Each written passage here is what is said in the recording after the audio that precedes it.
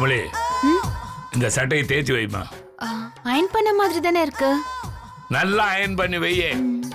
ஒரு நிமிஷம்.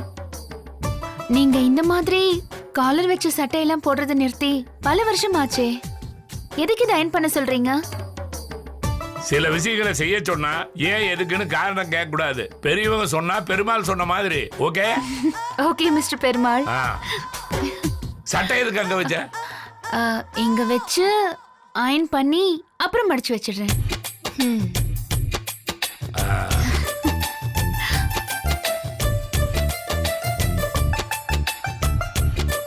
ஏய் குடு, நான் பண்ணி தரேன்.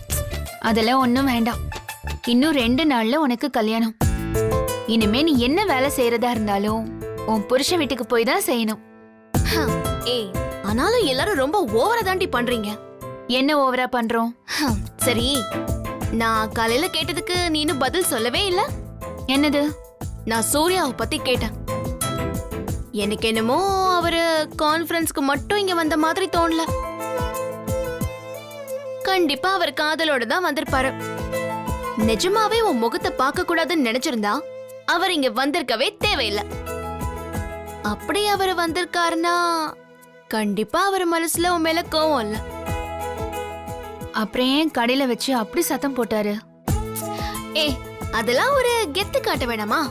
உடனே சரண்டர் ஆயிட்டா எப்படி? எல்லா பசங்களும் இப்படிதான். நம்ம லைட்டா இறங்கி போனா போதும், தொங்க விடுவானுங்க. ஆனா நம்ம இறங்காம வெயிட்டா நின்னா அவங்க உடனே படியேறி வந்து நம்ம பின்னால கை கட்டி நிப்பாங்க. இங்க பாரு, பசங்க விஷயத்துல ஒரே ஒரு லாஜிக் தான்.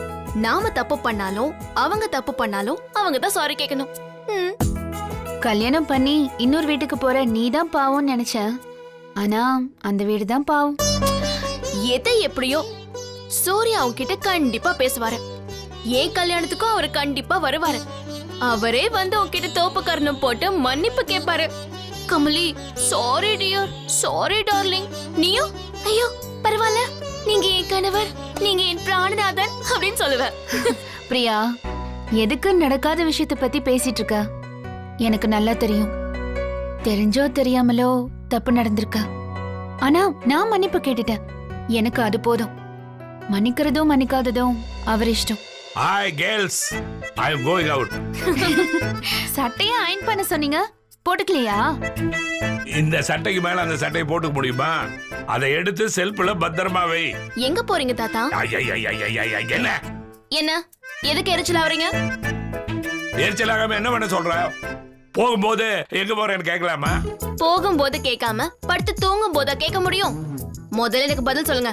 அவசரமா எங்க கிளம்பிட்டீங்க? அது லாலா கடையில போய் ஸ்வீட் வாங்கிட்டு வரதுக்காக போறேன். இல்லையே, காலையிலேயே அப்பா போய் ஸ்வீட் காரெல்லாம் வாங்கிட்டு வந்துட்டாரே.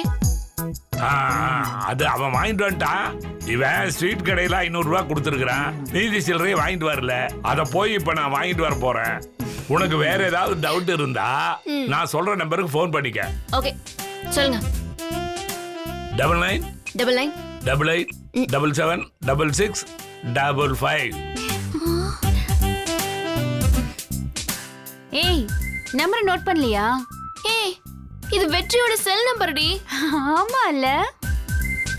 தாத்தாக்கு எவ்வளவு குசும்பு இருக்குன்னு பாத்தியா? தாத்தா